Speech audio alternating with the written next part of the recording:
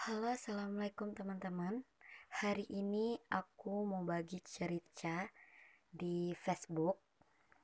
Nah, ini tuh bisa dibilang kisah nyata. Nah, aku aku mau share ke kalian, maaf, apa yang udah aku baca ini. Nah, kita baca ya. Ini tuh dibuat oleh nih, namanya Beruang. Aku gak tahu nama aslinya siapa. Jadi, kita mulai aja. Berikut adalah kisah yang benar terjadi sekitar 4 tahun lalu. Penuturan sumber aku ceritakan ulang menggunakan kata ganti orang pertama. Oke. Judul cerita horor ini adalah Gudang. Kisah ini terjadi di saat aku bekerja di sebuah kawasan gudang di daerah Karawang, Jawa Barat. Pekerjaan sebagai centeng mewajibkanku untuk selalu berada di gudang 24 jam sehari, 7 hari dalam seminggu. Lokasi gudang pun jauh dari pemukiman. Hanya ada 3 rumah, 1 masjid, dan sebuah warung kecil sederhana di mana aku biasa memperoleh kebutuhan sehari-hari. Di kawasan gudang ada 3 bangunan terpisah dan berbagai macam alat berat yang sudah tua. Salah satu bangunan adalah rumah yang kutempati. Di bagian balik gerbang baja setinggi kurang lebih 3 meter, menjulang tinggi sebatang pohon asam. Gudang ini tidak terlalu ramai. Waktu aktif dari pagi hingga siang menjelang sore. Itu pun tidak setiap saat. Kebanyakan waktu kuhabiskan seorang diri sendiri, tetapi ditemani oleh beberapa ekor anjing penjaga dan anak-anaknya yang menggemaskan. Berbagai pengalaman yang cukup mengganggu dimulai di hari kedua aku mulai bekerja. Pada saat itu aku masih dalam proses perkenalan rutinitas pekerjaan. Dan situasi lapangan dibantu oleh pendahuluku, Lingga. Sore itu menjelang maghrib, Lingga pamit pulang. Sebelum pergi, dia berpesan. Nah, jadi si Lingga itu pendahulu si peran aku. Nah, ini yang dia pesankan.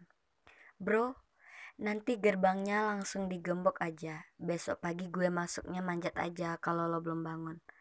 Oh iya bro, kalau udah maghrib jangan keluar-keluar ya. Kemudian ia berangkat pulang. Aku mengantar Lingga sampai gerbang dan menguncinya. Setelah itu, aku bersiap-siap untuk mandi. Di kawasan tersedia 2 kamar mandi di dalam dan di luar rumah. Aku lebih menyenangi kamar mandi yang di luar.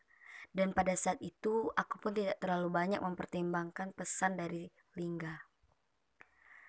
Setelah mandi aku berbaring di lantai di balik meja kerja besar di ruang tengah rumah sambil mengutak-atik telepon genggamku. Sekitar pukul 7:30 malam, aku mendengar suara langkah kaki. Dan lewat kolong meja terlihat kaki Lingga berjalan ke arah dispenser air. Dan terdengar suara gelembung air galon, menandakan dia sedang mengambil air untuk minum. Wah, aku merinding nih guys. Bro, kusapa Lingga tanpa mengalihkan perhatian dari telepon genggamku. Jawabnya. Setelah itu aku tidak terlalu memikirkan Lingga. Kupikir memang sebenarnya dia masih harus tinggal di sini selama 1 minggu untuk mendampingiku. Nah, saat si peran aku ini nyapa si Lingga, bro. Nah, si Lingga ini jawab guys. Dia jawab, Beberapa jam kemudian perutku terasa lapar. Kuputuskan untuk pergi membeli makanan di warung. Sesampai di sana, sambil makan aku mengobrol ringan dengan Ibu Engkar, pemilik warung itu. Bu, si Lingga balik ke sini lagi enggak? Ibu Engkar memang sudah kenal baik dengan aku, orang-orang sekitar. Enggak tuh bang, terakhir saya lihat pas dia pamit pulang maghrib tadi, jawabnya. Aku melanjutkan makan dan kemudian kembali ke kawasan gudang. Di perjalanan pulang, aku mulai berpikir, Lingga parkir motor di mana ya? Karena biasanya dia menitipkan motor di warung Bu Enggar. Aku mengunci gerbang lagi dan di saat itu aku juga mengira-ngira siapa yang membuka gerbang untuk Lingga. Dan aku pun teringat pesannya bahwa dia bisa melompat pagar. Kemudian aku masuk ke dalam kamar. Lingga masih ngecek kayaknya, pikirku. Kemudian aku tertidur dan tidak memikirkan hal itu lagi. Karena aku bergadang, keesokan harinya aku terbangun sekitar pukul 10 pagi. Lingga sedang duduk sambil merokok dan minum kopi di ruang tengah. Setelah mandi, aku ikut duduk di situ. Bro, tadi malam ngapain balik lagi ke sini? Tanyaku. Lah, kagak balik. Ini gue baru sampai nggak lama sebelum lo bangun. Nah, teman-teman, ini bagian satunya. Menurut aku sih ini udah lumayan bikin aku merinding. Tambah lagi aku ngebuat video ini dan ngebacanya tuh sendirian. Dan ini sangat membuat jantung aku berdebar. Nah, buat kalian selamat mendengarkan atau sama membaca sendiri. Terima kasih udah nonton video aku kali ini. Dan aku bakalan buat part 2-nya besok.